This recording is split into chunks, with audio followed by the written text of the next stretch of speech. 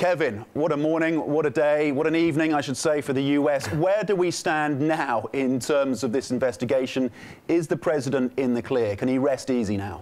On collusion, no collusion. And in fact, in that 4-page summary document that was sent to the public as well as, of course, to Congress, Attorney General William Barr saying, quote, the special counsel did not find that the Trump campaign or anyone associated with it conspired or coordinated with the Russian government, end quote. But on the issue of obstruction of justice, Democrats saying that they need to have the entirety of the Mueller report made public in order to reach that conclusion, because Attorney General Barr did not say one way or the other whether or not there was any obstruction of justice on behalf of President Trump. Now, House Judiciary Committee Chairman Jerry Nadler, a Democratic congressman from New York, he has vowed to bring Attorney General William Barr before the House Judiciary Committee to testify publicly. And in fact, he tweeted out that in light of the discrepancies between the Department of Justice following the special counsel report, where Mueller did not exonerate the president, we will be calling on Attorney General Barr in to testify before the House Judiciary Committee in the near future, end quote.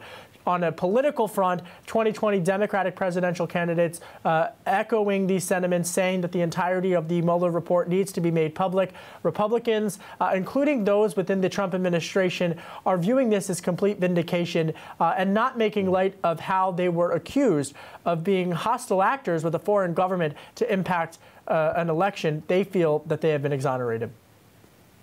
And Kevin, I'm curious, to what extent... Go ahead, Tom.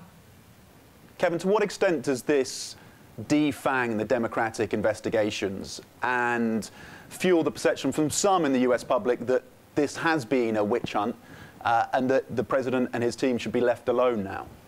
Well, I think the Republicans are arguing that this is a period, end point, time to move on point in U.S. political discourse.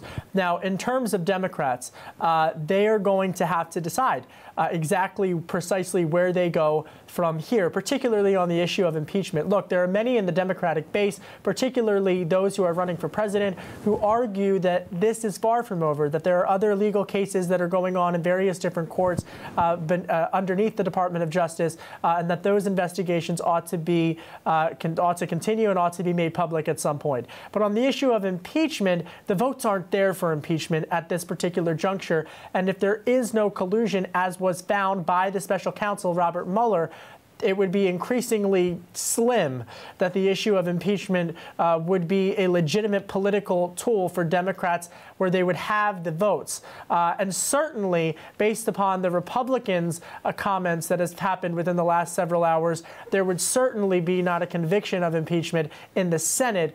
So, you know, this is a market turning point. In terms of the schedule, I can tell you that on Wednesday, the president is scheduled to head to Michigan, a state he carried in the 2016 presidential campaign, to hold a political-style rally. He likely, in the next 48 hours, he will be hosting Israeli Prime Minister Benjamin Netanyahu at the White House and will likely have more to say.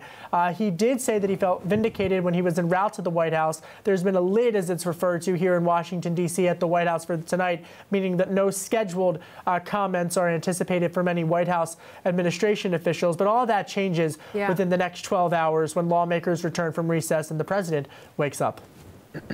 And Kevin, I'm curious to the fact that this Mueller report came out, I guess, ahead of 2020 and before that election process starts. I'm just wondering, is that beneficial to President Trump here at the moment? How big of an issue is this going to be for voters next year?